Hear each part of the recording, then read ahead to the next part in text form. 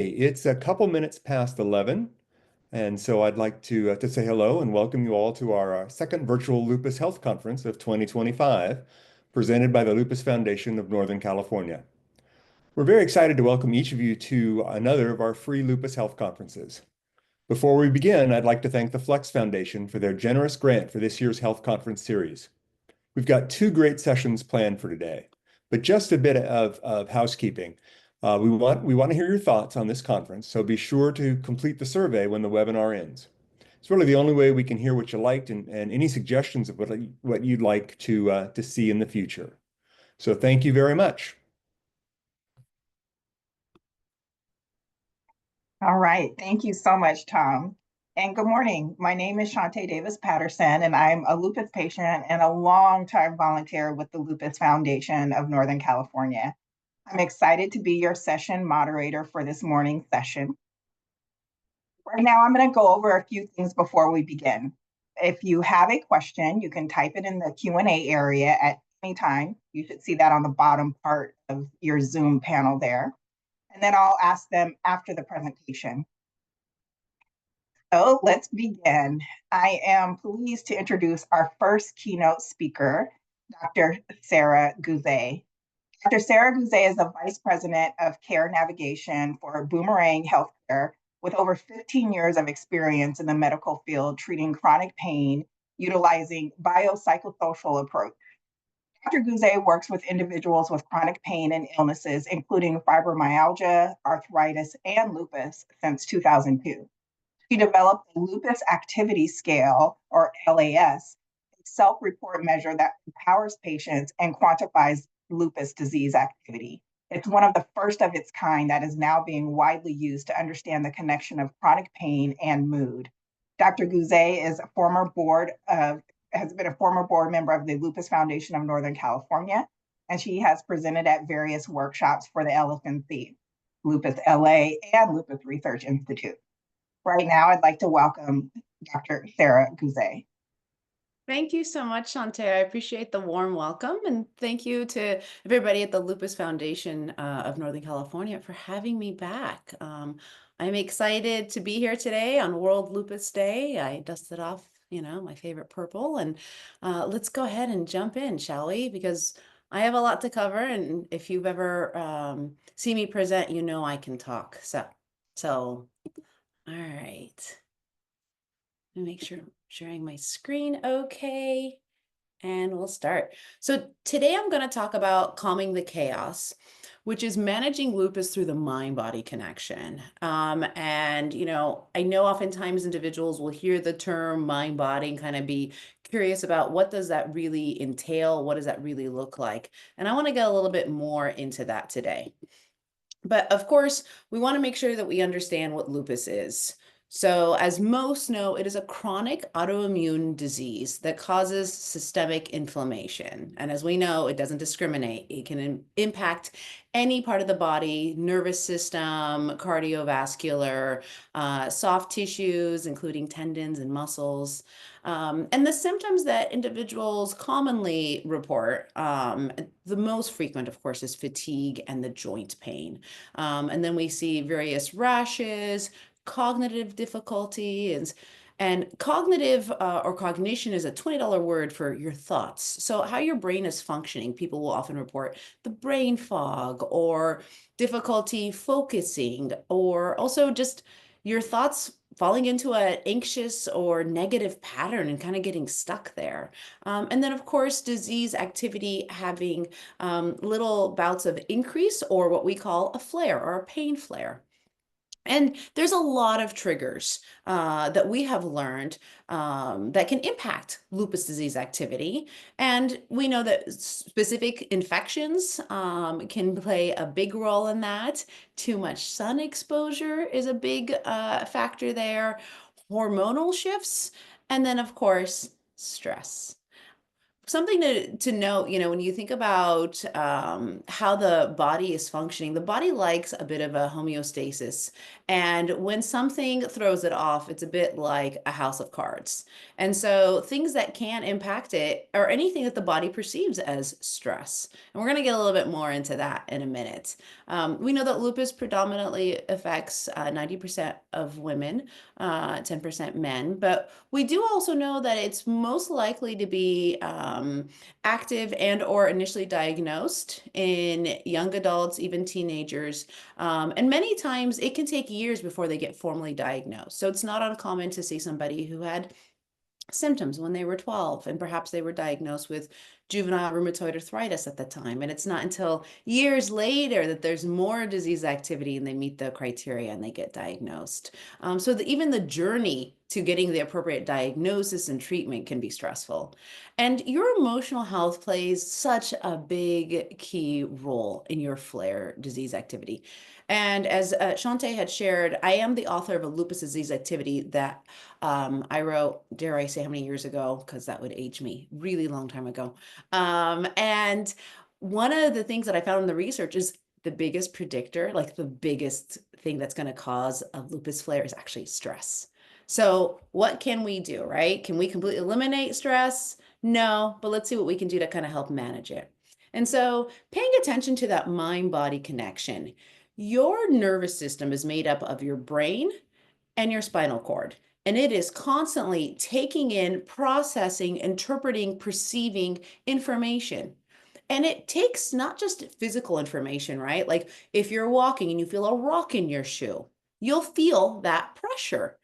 Well, it also feels the psychological pressure of perhaps an unexpected bill that may have come in, or maybe you're applying to grad school and it's that very anxiety filled time of year where you're waiting to see whether or not you get accepted, right?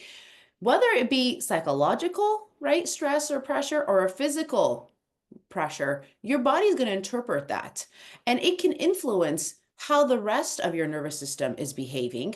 And that means also your physical health and your well-being. So practices that help calm the body and calm the mind will reduce your inflammation and your perception of pain. So this is really cool. The way you think about pain, the way you perceive it can actually impact the severity of which you feel it, right? I think it's so cool. I kind of get geeked out over this stuff. But how powerful is your mind and your thoughts? All right. So now we know that this is super important. And I included, by the way, on a lot of these slides, some of the citations and articles, if anybody wants to go read up and onto them, you're encouraged to do so. If you want to reach out, I'm happy to address any questions. So let's talk specifically about now stress and lupus.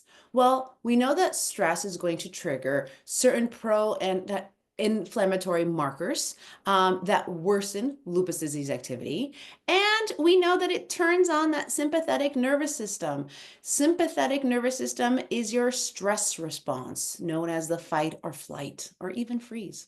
And that's the last thing we want, because when your body goes into fight or flight, it is going to dysregulate all sorts of other brain activity in your limbic system that regulate your sleep, your mood, your appetite, your thought pattern, your motivation and drive, even your emotion regulation, right? People will tell me when I'm having a pain flare, I am short. I'm snapping more often than I should. I'm even just like agitated, and I think I'm agitated at me. And that is quite common. So rest assured, you're not alone. And what's really important to know is that it can turn into a bit of a cycle, which I'm going to get into a bit more in a minute. And so we want to be mindful of that, because stress, your body is designed to be responsive in short periods of stress, right? So that, for example, if I'm walking the dog late at night and I hear some, sounds in a bush, right? I'm going to tighten that leash on my dog. I might walk faster. I might, turn on my flashlight and see what's happening. Like I'm going to be guarded and ready to run if I need to, right? Or if it's another dog, I might, fight it off so it doesn't bite my dog, right? It's that fight or flight. And then in theory, as I continue my walk, my immune system should calm down, my sympathetic nervous system should calm down, and I should go back into a calm, relaxed state. Unfortunately, life isn't that way. We often have multiple stressors going on concurrently or chronically. And so what happens is my body's in fight or flight of, all right, let me be hyper vigilant all the time. Let my muscles be tight in case I need to fight or run. Let me have an active immune system. What's that? Why would your immune system go up when you're in a stress response? Your immune system initially goes up when you are stressed because in case you get hurt during a fight, you are more likely to fight off an infection before getting injured. Okay, well, that sounds good short term, but long term, can my immune system keep up with it? Absolutely not. Your immune system gets worn out and now it's even weakened. All right. It's essentially like working 7 days a week. Just by the end of the week, you're just dragging yourself, right? It's there. It's not really working though, right? And as we know with the immune system, it can be fussy. We also don't want to activate certain parts of that immune system. So it's a bit of a balance here that we have to do. And so when we think about that cycle that I was referring to earlier, what happens is we know that the physical pain and the fatigue does negatively impact you. As a matter of fact, research continues to show individuals who have any kind of pain. So maybe you, hurt your low back, lifting something a little heavier than you should have, and you didn't bend at your knees. I'm guilty of that, right? And you end up having that pain. And if that pain lingers for a little while, what we find is that individuals in pain are more likely to have some negative thought patterns. You'll see an increase in those depressive and anxious cognitions. And something else that I tend to notice a lot with my patients is when you're in pain, you're not sleeping well, right? And you're tired. Are you going out and socializing with your friends? No, you're probably doing just the bare minimum to get through the day. Like, I'm just going to drag myself to work. Let me come home. I'll just eat a yogurt for dinner because I don't even have the energy to cook, right? We're going to just try to get through the motions. And what ends up happening is that we're isolating. And when you do that, your thought patterns often are not stimulated externally, and therefore they turn on you internally, which also leads to even an increase in that emotional distress.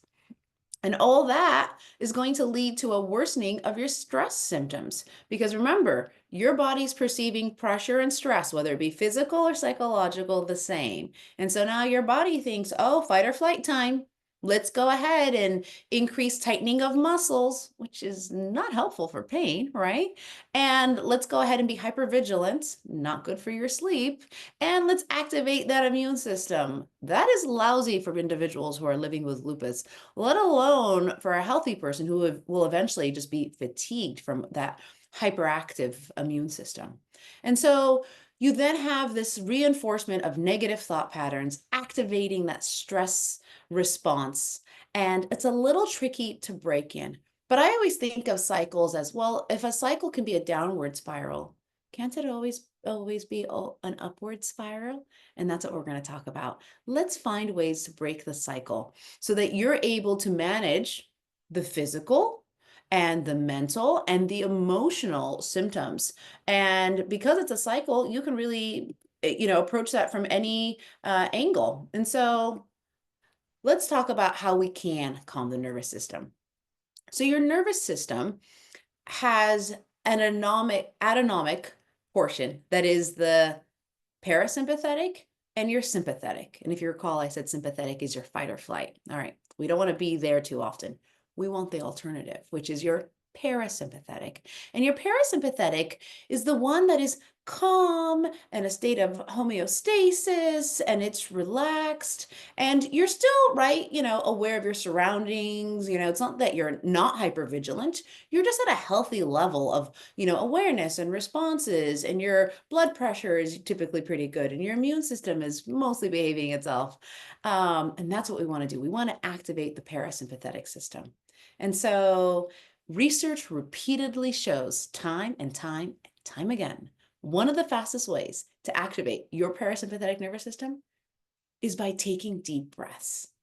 And I know that sounds really challenging or also really simple at the same time. You know, I'll have people tell me, you have no idea how bad that pain flare was. And my doctor told me to breathe. But the truth of the matter is, I'm not going to lie to you and tell you you're going to breathe your pain away. No, but can we calm down some of that response, right? And then with that, you're more likely to, right, maybe sleep better that night. And then you might have a little bit more energy to do some of the stretching that we know helps your pain, you know, or are you more likely to then follow up and show up to the PT appointment and get to the lab and do the blood work your rheumatologist has been asking for, right? And so it all, right, and then you can see how this starts to go upward in the cycle. So breathing is so important.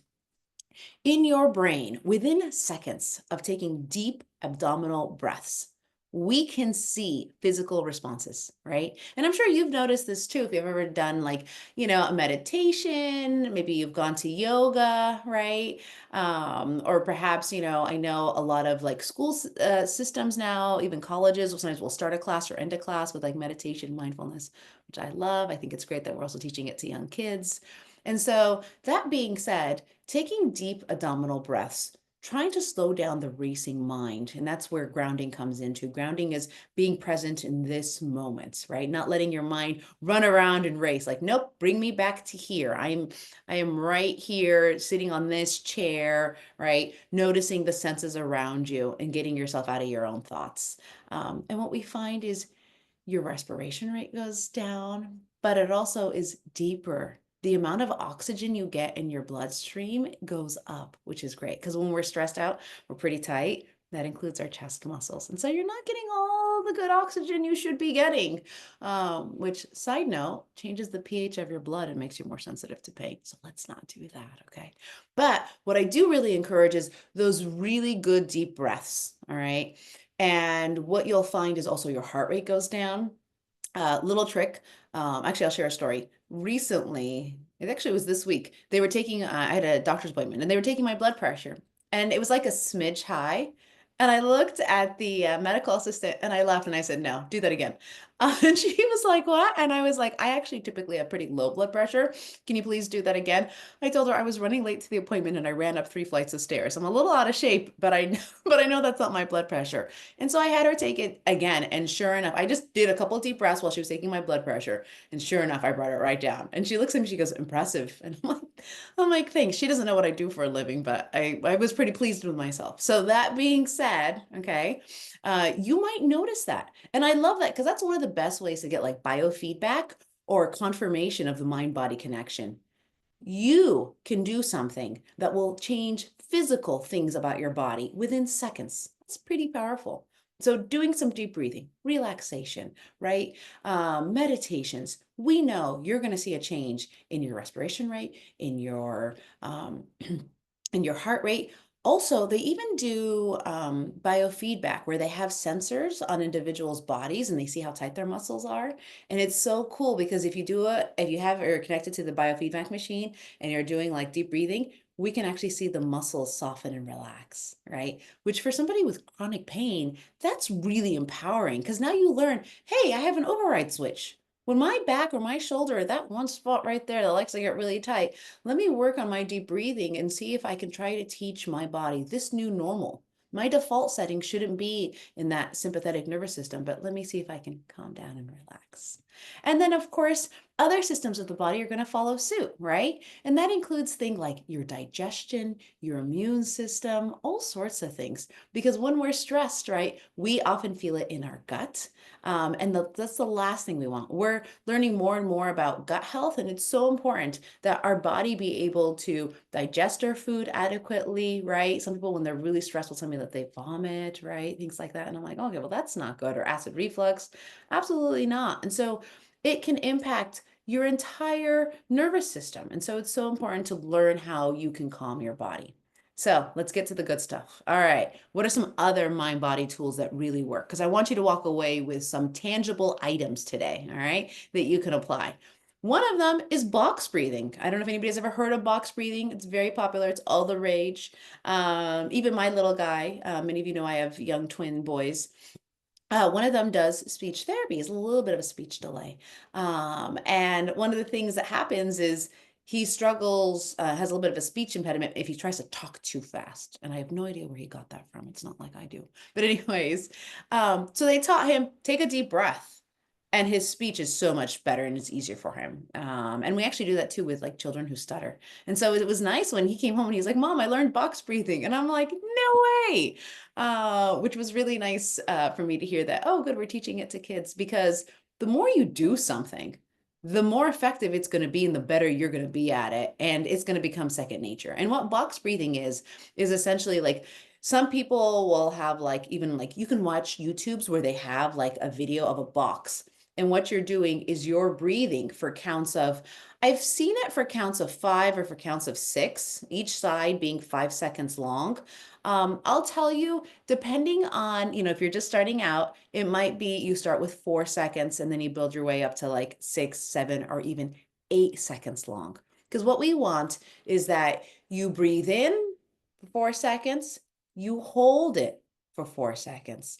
You exhale slowly for 4 seconds, and then you hold it for 4 seconds. And then we repeat, and it's just a box, right? Sounds really simple, but really quite effective. Helpful with all sorts of things, including, of course, right, pain, anxiety, sleep issues. So good. Another one is progressive muscle relaxation. I love this one for chronic pain patients, and I've done this actually in groups with lupus patients, because this is a meditation. You can do it right in a chair. If I have a patient who's struggling with sleep, I'll have them do some progressive muscle relaxations in their bed, because I know oftentimes we can get the pillows right in just the correct places. And for you to relax, and to do a progressive muscle relaxation is to focus on a group of muscles, and there's different styles. Again, there's so many on YouTube now, and I'll recommend some apps shortly, where you can learn to, like, let me focus on my feet and relax those, and you move up the body to your calves and then up to your quads, soften those muscles, let them melt into the bed, and it goes through your entire body. And but you thinking about it, I'm sending oxygen into those muscles, I'm having them soften and relax. At the very end, I'll ask people, how did that feel? And they're like, oh my gosh, that worked. Like, my muscles feel like they've melted, right? The power of your mind. So cool. And they do have progressive muscle relaxation specific for sleep, which is why I recommend, if you have a hard time falling asleep, this might be a cool little trick for you to try. And then lastly, guided imagery. Guided imagery, for a lot of individuals, they love to use like apps, and again, like YouTube. And I find, if you've never done a meditation, the last thing I want you to do is to do like any of these for a long period of time. Start with just a couple minutes. And they've got brief guided meditations where it's a matter of just closing your eyes, and you'll have like visual prompts that will guide you through, right, whatever it is, right? Clouds in the sky, or a leaf twisting in a river.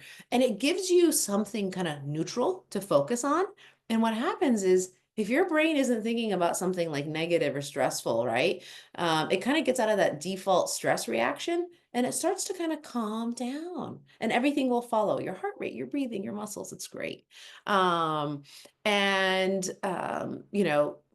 key suggestion for everybody is to do just a couple of minutes.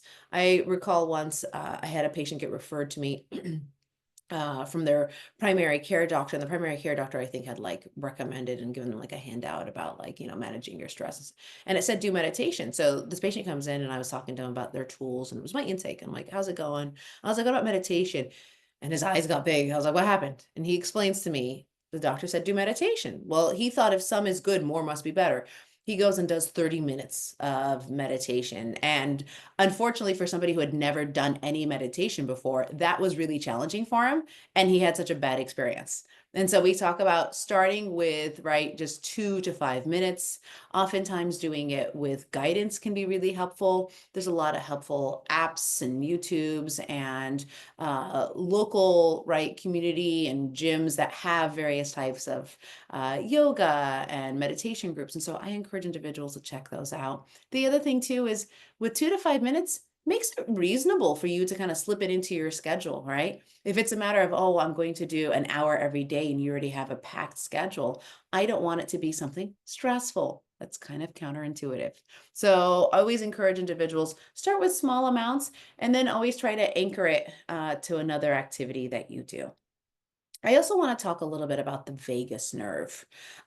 This is a nerve that runs through your body, and it's a major nerve, and it's essentially um, one of the most key components in your parasympathetic nervous system. It is your calm button, and it's a great way to kind of think about how can I tap into. We talked about the deep breathing and how that can be helpful to help regulate your body and get you out of that fight or flight, but also doing exercises or activities that can help the vagus nerve is also extremely helpful. Of course, we know that the deep diaphragmatic breathing is very helpful, but research has also shown other things that promote homeostasis are also helpful and activate the vagus nerve, such as humming, singing.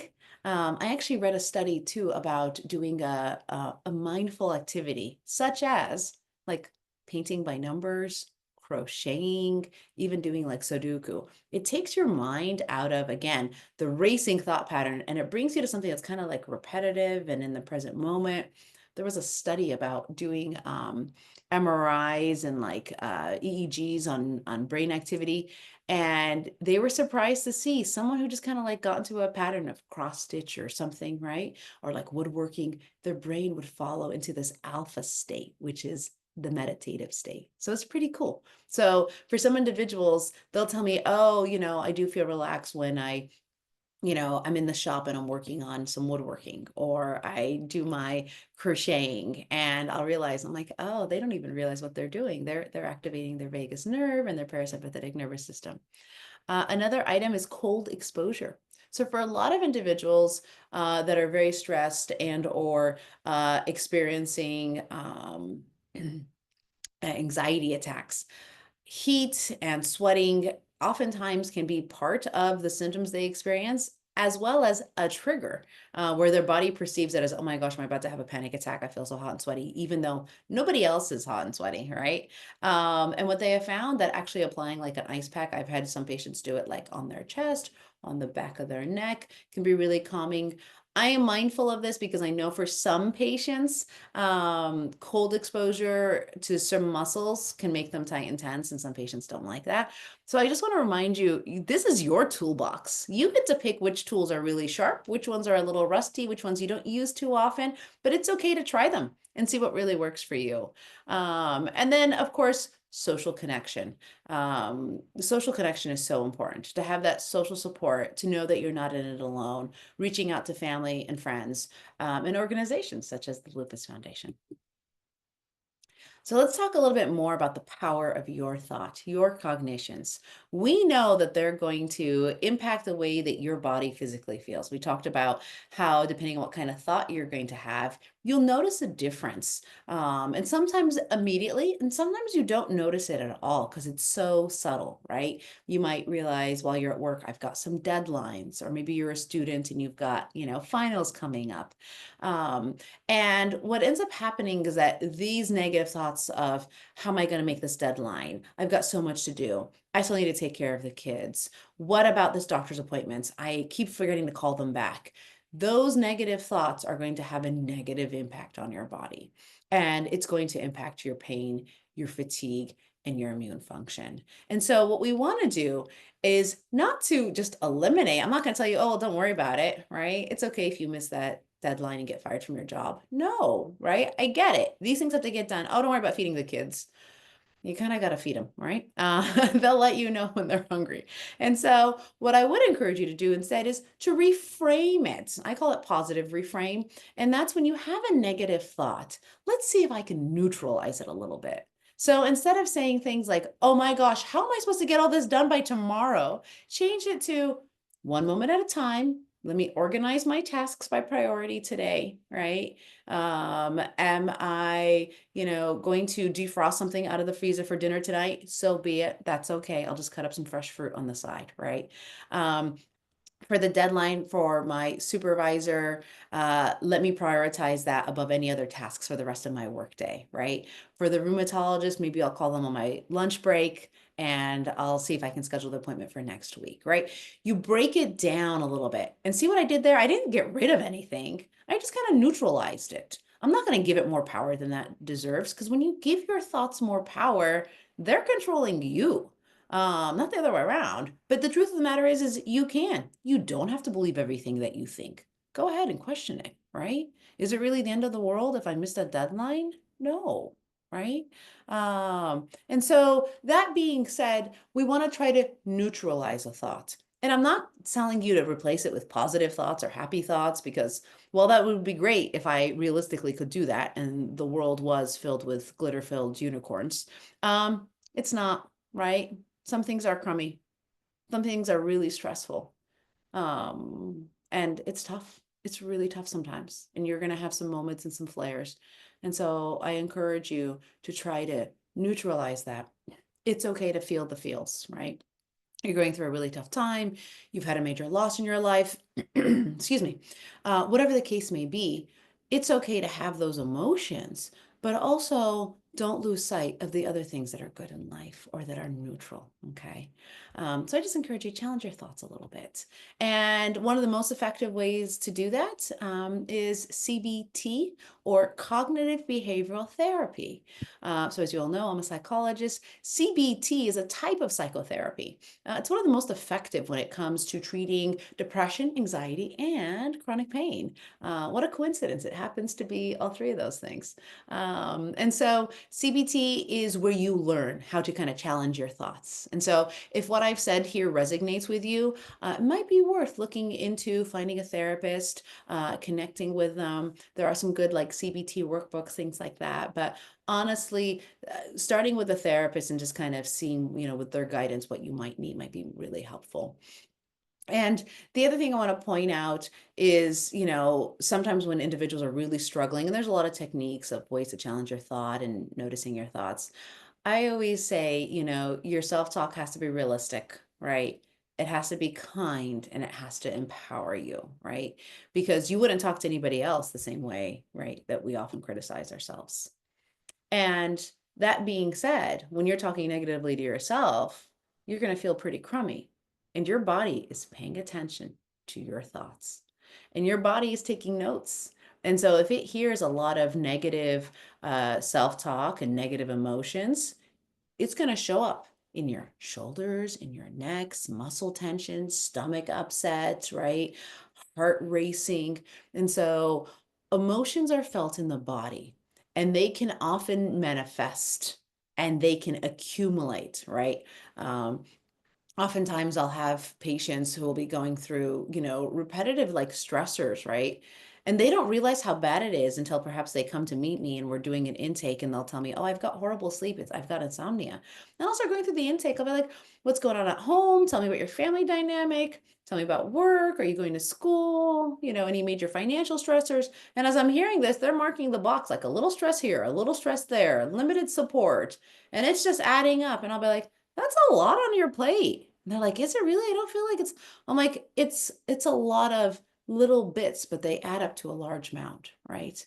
And so realizing how you trying to, suppress those emotions and not giving yourself the opportunity to feel your emotions, not necessarily taking a moment to pause and see what we can do to help increase your resiliency can add up. And so a few things to keep in mind. One is talking to someone or journaling can be extremely helpful. I'm a big fan of naming what you're going through, right? I often say name it to tame it, right? It's a common statement. And that is like labeling your emotion. And it actually lowers your brain reactivity. And so just to be like, I'm agitated today. Like, what is going on, right? Or I'm sad. There's a sadness here. And so when I'm asking my partner for this, it's because I'm sad. And also like sharing that with your loved ones, right?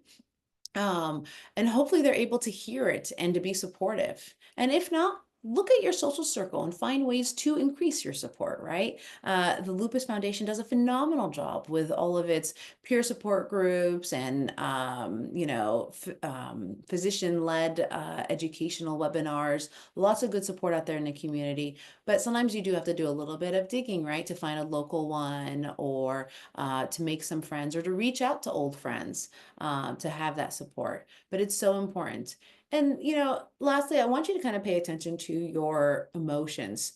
Your emotions aren't necessarily a fact, right?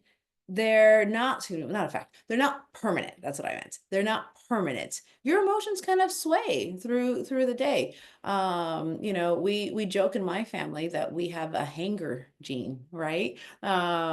So if you don't feed one of the static girls, we get hangry. And so the running joke is if somebody gets agitated, be like, do you have snacks with you? You know, which by the way is true, right? We are more likely to be agitated when we're hungry, right? So pay attention to your body and take care of it. And those emotions, they're data, but they're not necessarily danger and they're not permanent. You have the power to change the way that you're feeling by changing the way that you think and that you behave. And one of the most important components of this is self-compassion.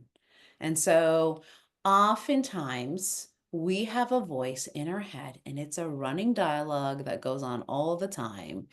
And it, you know, talks and, you know, it's your own voice. It's telling you, oh, don't forget, you need to go, right? And, you know, grab milk at the store and you need to call back so-and-so. And I wonder what so-and-so is doing for her birthday. I need to text her later, right? And you just have constant running dialogue. But it also has dialogue of you.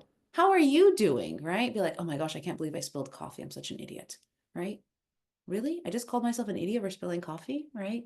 And so you want to pay attention to that because your negative self-talk, again, remember, is being witnessed by your body. And so your body heard, oh, we're putting ourselves down. That's very sad, right? It's holding on to that emotion. And then your muscles and your tension are going to increase. It's going to impact, right, the way that your body is behaving and possibly increase, right, the sympathetic nervous system's activation. And so you don't want to have negative self-talk. And this is really hard because oftentimes, right, we are the worst critics of ourselves. However, if your best friend were to spill some coffee, maybe even on their blouse at work, you'd be like, oh, it's not that bad. It's not even noticeable. Here, let me get you a wipe. Let's try to clean this up. It's not a big deal. We can make another pot of coffee, right? Oh, well, that sounds very nice. But when we say it to ourselves, we name call and we get really critical. Like, yeah, you're smarter than this. You knew better. Why are you so clumsy? You get so angry and right. And then it snowballs quickly. And so something I often, you know, tell individuals is that you don't have to go through this alone. But also that narrative that's with you 24/7, try to change it a little bit. I encourage you to talk to yourself the way you would your best friend, right? Because I bet you're a really supportive, good best friend. But when we're to ourselves, we're a little meaner, right? And again, I'm not going to say that you have to like sugarcoat it. You could be like, oh, that does suck. You spilled coffee on your favorite blouse, right? That's a shame. But you know what? Just put your cardigan on. No one will notice. And we'll Google ways to, you know, take out stains later, right? And so we're not going to be all cheery and fake about it, but let's not give it more credit than it deserves. When it comes to other ways that you can help with the mind-body connection, mindfulness, as I've talked throughout this presentation, is so important. And John Kabat-Zinn was one of the first to coin the term. However, I want to point out meditations and mindfulness have been around for thousands of years and centuries in various religions and cultures, okay? And what it is it is the present awareness to the current moment. John Kabat-Zinn actually calls it the present awareness to the present moment without judgment. That's really hard, right? So to be aware of what's going on and instead of like criticizing yourself, you know, or criticizing the surrounding, just noticing it without judgment. And there's something to be said about that. And what we have found is individuals who practice mindfulness do indeed report lower levels of anxiety. I'll also say depression and pain. They also have improved sleep quality as well as quantity. And just overall, the quality of life significantly improves. I am a big fan of any kind of meditation or mindfulness. I'm going to point out a few things. One, it really isn't something that is that has imperative side effects, right? You know, so often we're given medications and the side effect list looks kind of scary, but mindfulness and meditation, you might fall asleep quicker, maybe. I don't know. Is that a bad side effect? I don't feel like it is. You can't overdose on it, right? You don't have to worry about any interactions with other medications that you're taking, right? There's no copay on it. You don't need a pre-authorization. It is a great tool in your toolbox. And my only reservation is finding a style of mindfulness that works for you. That's all. Because again, like I said before, I have some patients who really struggle with the idea of sitting still for 30 minutes. I have some that will tell me, you know what, I can do a 5-minute um, headspace guided meditation, right? And that's one of the apps that I recommend. There's a lot of really good apps out there. Headspace and Calm have been around for some time. Calm actually used to be a website. And then it became an app when apps became a thing. So that tells you how old they are. And actually, for those of you who have Kaiser, Kaiser actually offers it to its members for free. So just do a little digging on their website or on their app to find it. Insight Timer is another great one. Insight Timer has, I think, like over 80,000 tracks and various languages. So if you're, a native Spanish speaker and you're like, I can do meditations faster and more relaxed in a different language, check that out. I've had patients who do Cantonese and Persian use it as well. And they have some specific for pain as well as sleep, different themes and different lengths of time, because jumping right in head first is really hard to change a behavior. I mean, that's one of the reasons why a lot of New Year's resolutions fail, because sometimes we make too big of a change. And so what I encourage you to do is to do a small amount. And so maybe you set a goal of, 2 to 5 minutes 4 times a week, right? And then you slowly increase that.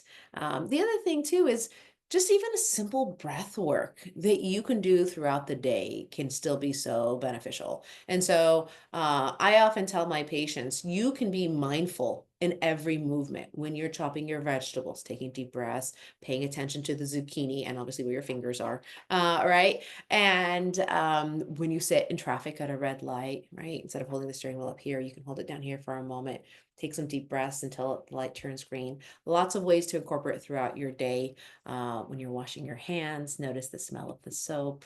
Lots of ways to increase mindfulness. The other thing, of course, is, right, exercise. This can be really tough when you are struggling with fatigue and pain. I get it. Again, though, start really small and start gentle. Not only is it easier to do, but honestly, you're more likely to sustain the activity and actually over time increase. We call this pacing. I want you to listen to your body. You are the expert of your body. Nobody knows it better than you, not even those doctors. You are the most important person on your treatment team. And so speak up.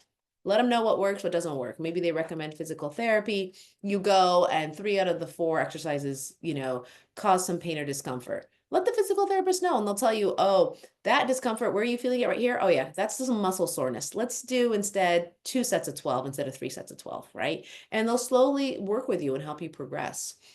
Other ways to increase, movement is, doing things like yoga, Tai Chi. I'm a big fan of Pilates. I love it on the reformer because I can also change the bands, which is the level of exertion and how difficult it's going to be. So I can also get some weight resistance. And then, of course, it's even gentle stretching. And something to kind of keep in mind is I often get patients, right, who will have like an autoimmune condition, maybe like a back injury, and they'll tell me, I'm a little scared. I don't know if this exercise, like, is this good pain? Is this soreness? Or am I hurting myself? And so talk to your doctor about it. Oftentimes they can give you a referral to PT, or they'll tell you what's safe for you to do and if there are any contraindications. Truth of the matter is walking is usually recommended for majority of patients, unless you have a weird foot injury. Otherwise, we actually recommend walking for most of our patients. And now as the weather gets warmer, I'm going to point out walking around the pool is phenomenal, aqua therapy. So maybe take a look at what pools are in your area, especially if they're warm pools. Those are always nice. And just starting with increasing your steps, right? When you go outside to get the mail, don't walk right back into the house. Maybe you walk to the end of your street and then you come back, right? And you slowly increase. I go by the guidance that a lot of physical therapists use, which is don't increase your activity more than 10% a week. And that's if you're not having a flare or it's not a challenge. So if you're, walking for 10 minutes for 1 week, the next week it's 11 minutes, right? You slowly increase. If you're walking 20, you go up to 22 minutes until you find your sweet spot or you hit your goal. But gentle movement is so important. Um, your your lotion to your joints is your motion, right? That's a common statement we use. It's important to move your body. You've also heard if you don't, move it, you'll lose it, which is true, right? We don't want to lose our range of motion. And also, the more you physically move, you will also have benefits with your cognitions, with your sleep, all sorts of things. There was research that shows doing some physical activity 3 times a week improves your mood almost as much as some psychotropic medications and therapies. And oftentimes when you combine them together, you get even more benefit. So just some things to kind of keep in mind, especially now that the weather is nice. But remember, avoid overexerting yourself. Because I know sometimes it's tough. You're like, oh, the weather is nice. I'm having a good day. I've got some energy. I want to go and take a long walk on a trail. Well, if you haven't been active for a couple of weeks, no, right? I want you to kind of underdo it and then see how you feel tomorrow. And if you wake up tomorrow and you're good, then all right, I did a 20-minute walk on that trail and I did okay. Let me try in 2 or 3 days to do a little bit higher and see what my level of activity is. But listen to your body. If things start to, don't feel so good or a little too hard, maybe you try to modify it. That's the other thing too, is sometimes people tell me, well, I used to run marathons. It's okay to walk a 5K. I also know just the right organization that does a great one, right? So find a way to modify it, but still stay active. And then of course, sleep. Sleep is so important. It is the foundation of your health. When you have a crummy night's sleep, right, for whatever reason, right, whether it be for pain or your thoughts are racing. I work sometimes with a lot of new moms, right? They've got a good reason why their sleep is crummy, right? They've got a baby demanding to be fed. What we have found is it increases chronic pain. And I want to point this out, even for individuals who didn't have a kind of autoimmune disease. So I'll have like perfectly healthy, women who will tell me my baby still is not sleeping large chunks of sleep at 9 months old or whatever it is. My sleep has been so broken. And now I have back pain and shoulder pain and I get headaches a lot. And I'm like, yeah, that chronic sleep deprivation. Now they're getting that chronic pain and they're getting the fatigue. So even in healthy bodies, let alone when you have an underlying autoimmune condition, you're more prone to that. So we want to do what we can to try to increase your sleep. And I'm sure you noticed the days that you did maybe get a little bit more restful or you got a good chunk, maybe you got 3 good solid hours, right? You'll notice you feel a little bit more calm in the morning, maybe have a little bit more energy, maybe a little bit less muscle tension. And so you can see there that mind-body connection of depending on how you sleep and how your thoughts are, and if it's restful, you'll see a difference in your body. And there's a few things that you can do. As I mentioned earlier, I love meditations before bed. That's a nice way to kind of calm the thoughts down. But why just before bed? If you are the type that wakes up prematurely, those that wake up at like 3 or 4 a.m. and they just can't fall back asleep, why not, before you jump up out of your bed and give up on sleep, try a meditation, try a deep breathing exercise or a progressive muscle relaxation right then and there. And sometimes that's just enough to make you a little bit more sleepy and fall back into sleep. Okay. The other things is to pay attention to your sleep hygiene. Are we doing things like watching TV, maybe a real stressful, drama-filled movie right before bed? May not be ideal. And so you want to be mindful of your bedtime routine, right? For a lot of individuals, they'll tell me they find things like reading or chamomile tea, maybe a warm bath or shower before bed helps them. Take a look at that. We always encourage a cool room to sleep in because your body does get warm at night and then nobody wants to wake up sweaty, right? And so make your room a little colder. I always encouraged my patients with rheumatic diseases, have layers around you, whether it be like, your cardigan or a robe or a blanket, because I know it can be hard to fall asleep if you're really, really cold because it feels like your muscles are tight. But the truth of the matter is you'll warm up. And then take a look at how these changes are impacting. So doing like a sleep diary And so it could be something as simple as just like on a notepad, like I added chamomile tea and I slept on average, right? I'd give my sleep a 6 out of 10 last night, right? And then maybe the next day you're like, I did a chamomile and a progressive muscle relaxation and I saw my sleep improve a little bit, right? Or I got, an increase in quantity. That's kind of nice. It's a nice way to give yourself feedback of, is it just my imagination or is it making a difference? And hopefully you'll see the latter is the case. So let's see, a couple other items I want to cover. Of course, nutrition. So important. What you're eating, right? What we're putting physically into our body impacts the way that we feel. And I'm sure people have noticed this before. Maybe you come back from vacation where you ate out a lot, right? And oftentimes it might be like fast, convenient food. And a lot of restaurants, right, have a lot of greasy foods, things like that. And what will happen is individuals will come back and tell me, I feel so sluggish, right? Even if they tried, it is tough. I'll be honest with you, it is tough. I mean, even when I order salads and things like that at the restaurant, I see the added, butter they're adding on the salmon that they grilled on my salad, and I'm like, oh, I did not need a thick layer of butter on this. Or, whatever it might be, the hidden calories that they put into food. And individuals will often report feeling sluggish or, having GI symptoms. And so we also know that the majority of your neurotransmitters, which are the chemicals that play a big role in how your brain functions, including your mood, so things like serotonin, are actually created in your gut. And so we want to keep that optimized and happy. And so taking a look at the anti-inflammatory diet, which is a lot of leafy greens, a lot of omega-3s found oftentimes in fish. And then also taking a look at, various fruits. And the fruit that gets a lot of credit is like the darker berries, right? We want your food, your plate to look colorful. And so try to eat the rainbow. And so the darker berries have, slightly more antioxidants than the lighter colored berries. But honestly, all fruits and vegetables are so beneficial with prebiotics and probiotics and fiber that can help. And so you want to go back to keeping it simple, whole foods, making at least half your plate, right? Vegetables, maybe some fruit. A quarter of your plate should be protein and a quarter of your plate can be carbs. Be mindful of how much you consume in processed foods. Notice I'm not saying eliminate it because I'm realistic. It's hard to completely eliminate all processed foods.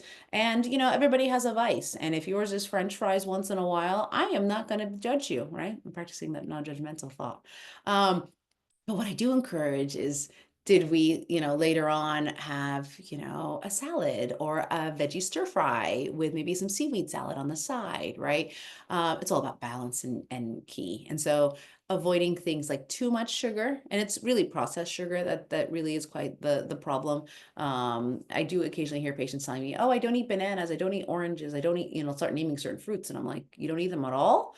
And they'll be like, no, they have too much sugar. I'm like, well, you can have them occasionally. I am yet to meet somebody who developed type 2 diabetes from fruit. Don't get me wrong, that sure, it's still a sugar and it can still impact your diabetes, but it's not processed the same way, right? A Jolly Rancher is processed. Okay. So just be mindful, sugars are not created the same.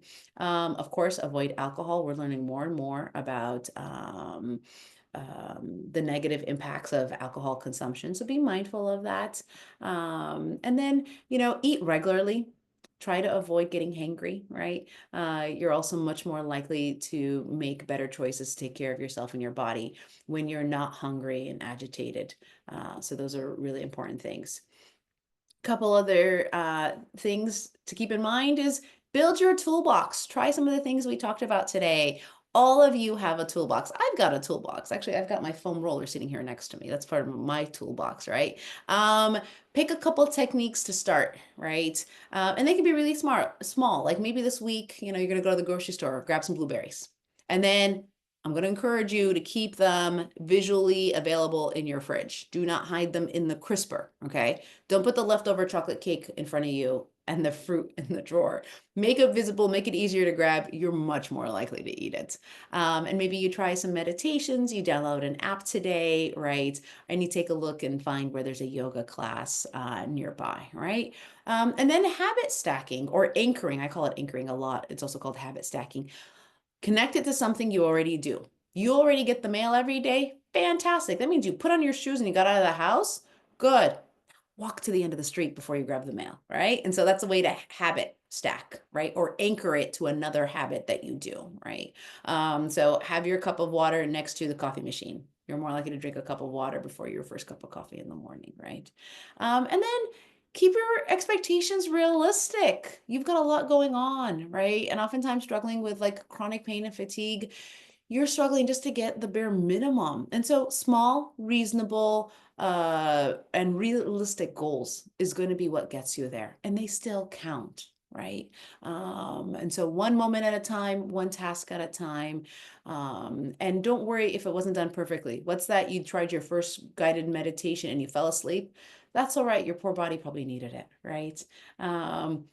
Or you had good intentions to try to eat, veggie stir fry when the family went out for Chinese food, but instead you had, more than you expected of the right fried pork or whatever it is. It's okay. We try again tomorrow, right? And we don't throw it all out. It doesn't mean that just because one thing went bad, we throw it all out. No, you can still, right, have fruit for dessert. So, and then remember with your toolbox, it's okay to try something, and if it doesn't work out, you can still revisit it later. Maybe it'll work out in a different scenario. And as I wrap up, I always think about, okay, let me hear. I can almost hear all my patients telling me, but like, Dr. Goozeé, this doesn't work for me, or I've got kids, or I work, or I'm a commuter, or I struggle with perfectionism. Guess what? We are all going to have barriers, right? Even the gold-winning Olympic athletes had barriers in order to get where they were. Or you see individuals with amazing careers, and what we see is it's the resilience. It wasn't that a barrier wasn't present, right? Oftentimes they just found a way to do a detour, right? As opposed to a roadblock.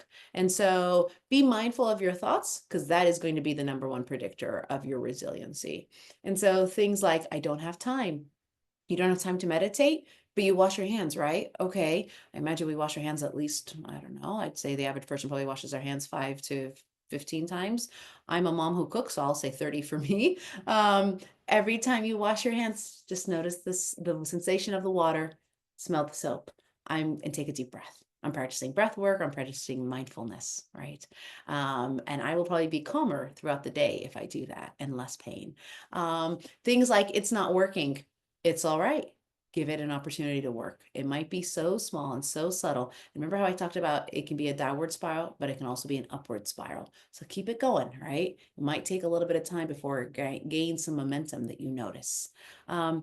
It feels silly. I get that one a lot from individuals. I work with a lot of first responders, and I ask them to do breath work or meditation. They kind of look at me. And that's why I include a lot of the research here. Give it a try, right?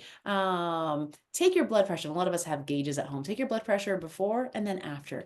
Sometimes seeing numbers and saying, oh, look at that. It did work, right?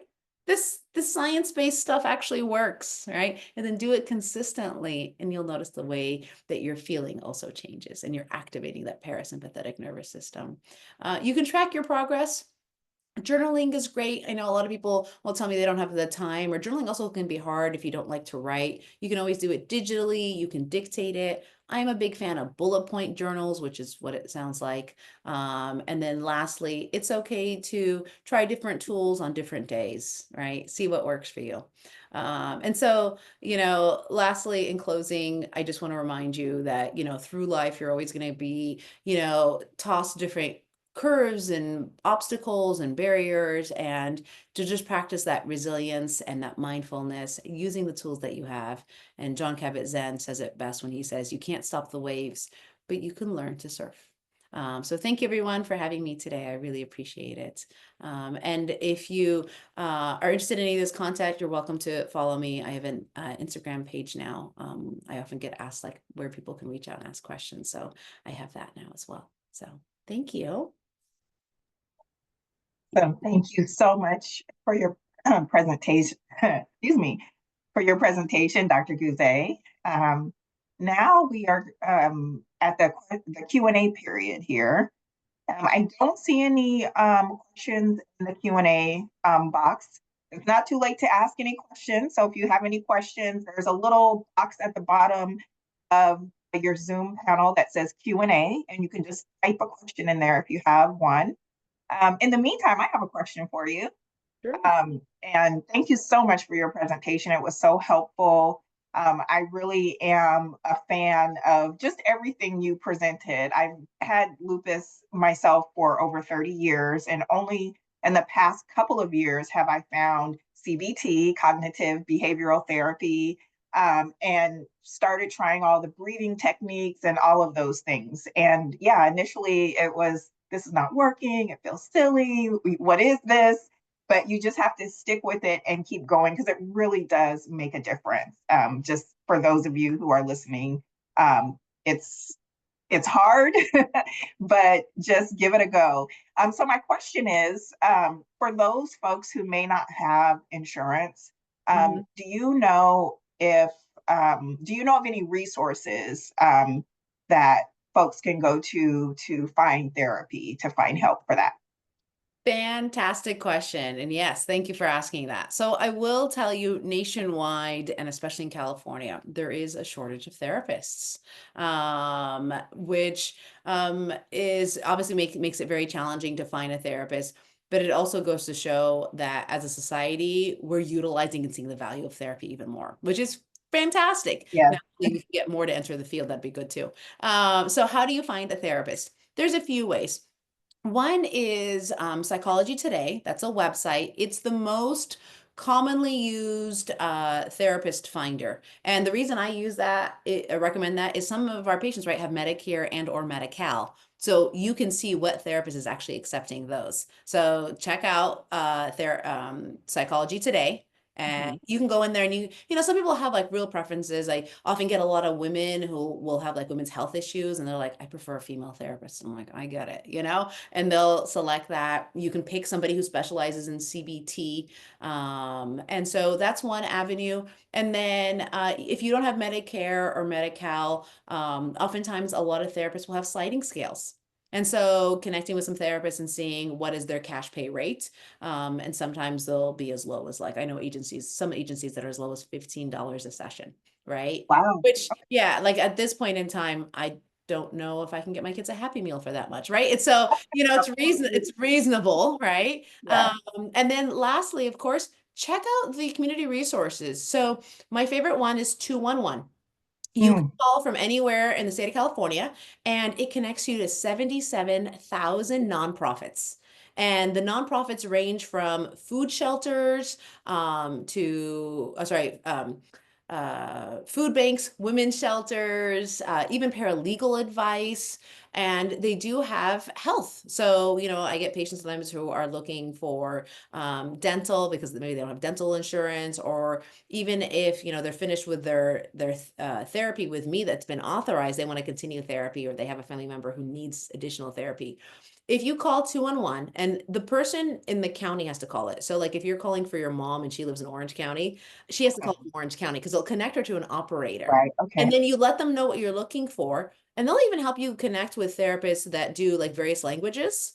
I still get phone calls asking for me because I speak a unique language, so they're always like, that's helpful. And then you can also check out their website. So if you go to 211.org, it will then connect you by your county, and then from there, you can do a search and say, I'm looking for therapists. There's a lot of nonprofits and community mental health organizations. The problem is they usually don't get funding for advertising, so we don't even know they exist. So Right. yeah, so check that out. That's going to be your best resource. Okay. Great. Thank you for that. Mhm. Let's see. Any other questions? Oh, there is one asking about getting a copy of the PowerPoint. Also, she notes, if you can't see this, Dr. Goozeé, that it was great. Thank you for the presentation. In terms of the presentation, I know the LFNC does record these, so I know there'll be this whole recording will be available to everyone.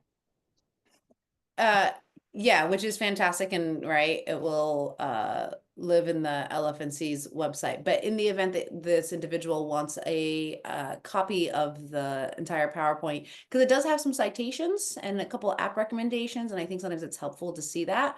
I am more than happy to share that with the LFNC, and if Jennifer wants to reach out, she's more than welcome for a copy of that PDF.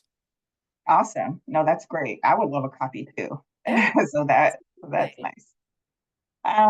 Okay. I don't see any other questions in the question box. Any other questions anyone wants to throw in before we thank Dr. Goozeé? Okay, I don't see any others. Again, Dr. Goozeé, we want to thank you so much for your presentation. Much appreciated, and happy Lupus Awareness Month. Thank you again.